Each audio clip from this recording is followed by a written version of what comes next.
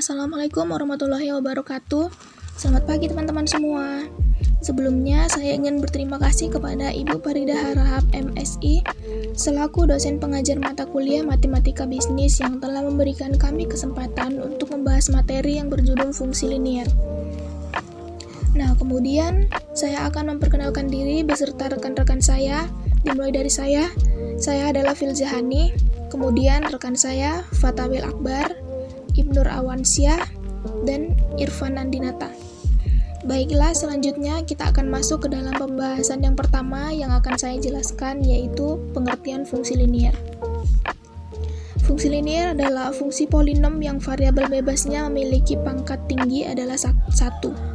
Dikatakan fungsi linier apabila variabel x dan y dalam persamaan tersebut mempunyai pangkat 1, sehingga x1 sama dengan x dan y1 sama dengan y.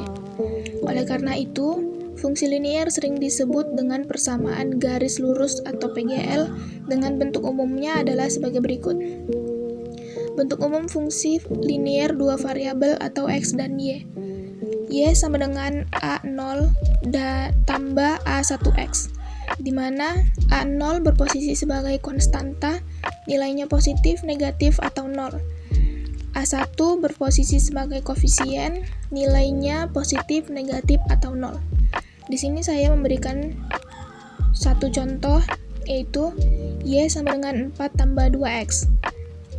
Fx menjadi Mx atau C, atau Fx sama dengan Mx tambah C, atau Y sama dengan Mx tambah C.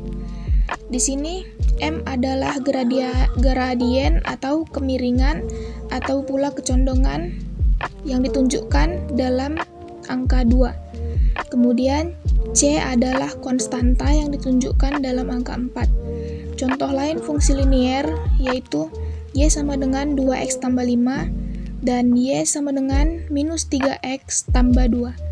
Baiklah, pembahasan selanjutnya akan dibahas oleh rekan saya yaitu Fatawil Akbar. Kepada Fatawil Akbar, saya persilakan. B. Penggunaan fungsi linear dalam ekonomi. 1. Penerapan fungsi linear pada fungsi permintaan. Fungsi permintaan menunjukkan hubungan antara harga dengan jumlah barang yang dimintai oleh konsumen dengan anggapan bahwa faktor-faktor lain tetap, yaitu selera tetap, pendapatan tetap, dan harga barang-barang lain tetap. Maka ini menandakan bahwa apabila harga turun, jumlah barang yang diminta oleh konsumen naik. Demikian pula sebaliknya, seperti contoh pertama, pada saat harga turun P1 ke P2, maka permintaan naik dari kuantiti 1 ke Q2. Yang kedua, pada saat harga naik P1 ke P3, maka permintaan turun dari Q1 ke Q3. 2. Penerapan fungsi linear pada fungsi penawaran. Fungsi penawaran menunjukkan hubungan antara harga dengan jumlah barang yang ditawarkan kepada konsumen dengan anggapan faktor-faktor lain tetap. Maka apabila tingkat harga meningkat, jumlah barang yang ditawarkan bertambah.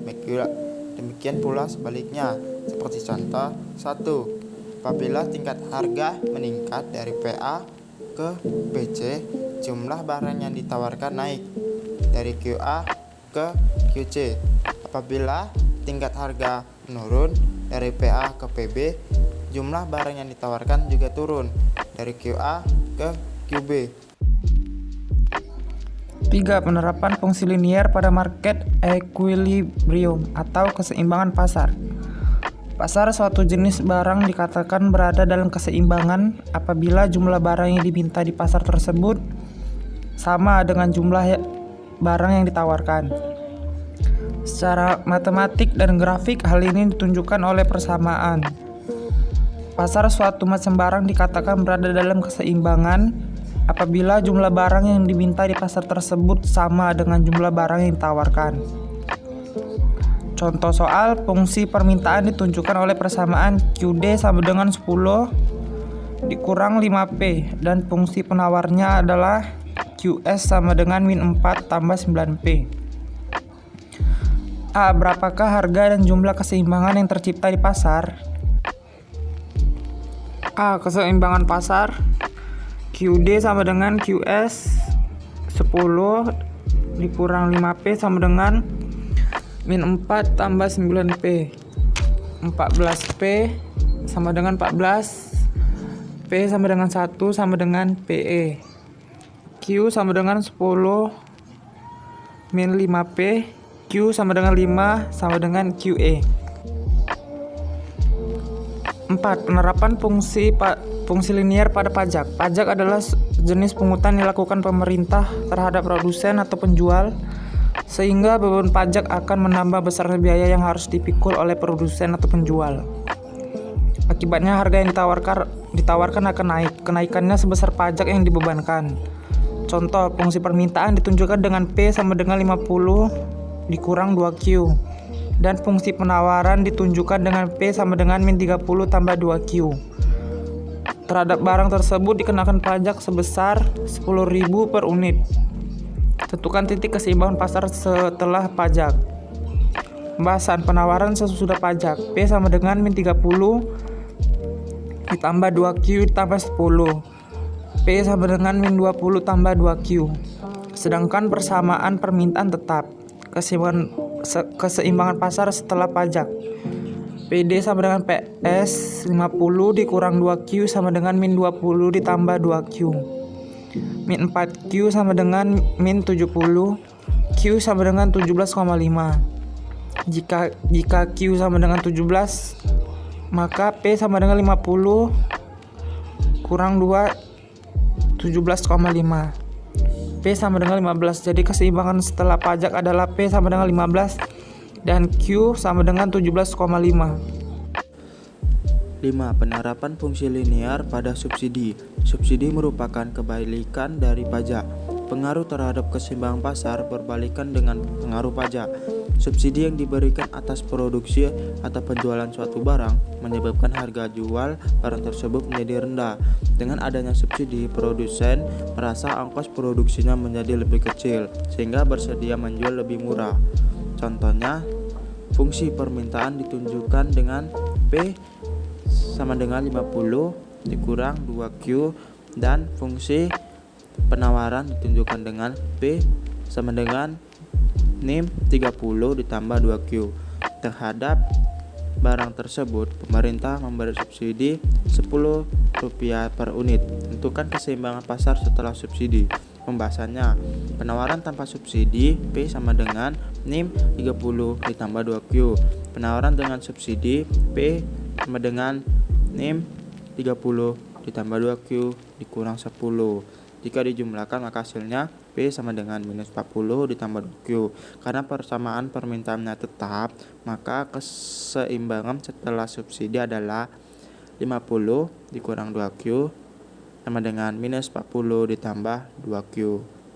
Jadi dijumlahkan sama dengan minus 4Q sama dengan NIM 90. Jadi NIM 90 dibagi 4, maka hasilnya Q sama dengan 22,5.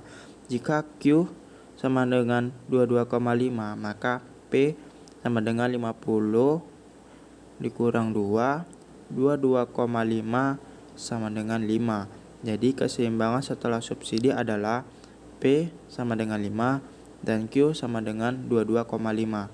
Sekianlah presentasi yang dapat kami sampaikan di pagi hari ini.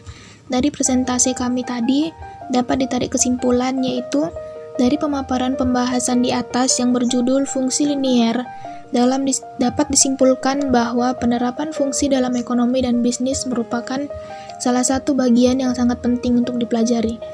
Karena model-model fungsi linier yang berbentuk matematikanya biasanya dinyatakan dengan fungsi. Fungsi dalam matematika menyatakan suatu hubungan formal di antara dua himpunan data. Jika himpunan data tersebut adalah variabel, maka fungsi dapat dikatakan sebagai hubungan antara dua variabel. Pada bab ini disusun juga disimpulkan terhadap pokok permasalahan yang telah dibahas sebelumnya.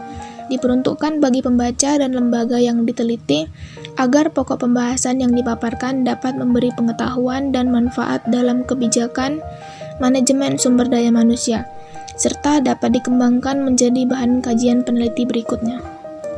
Baiklah, Kami tutup presentasi kami pagi hari ini. Jika ada kata-kata kami yang salah atau kurang berkenan di hati teman-teman sekalian, kami mohon maaf yang sedalam-dalamnya. Baiklah, kami akhiri dengan mengucap wabillahi taufiq wal hidayah. Wassalamualaikum warahmatullahi wabarakatuh.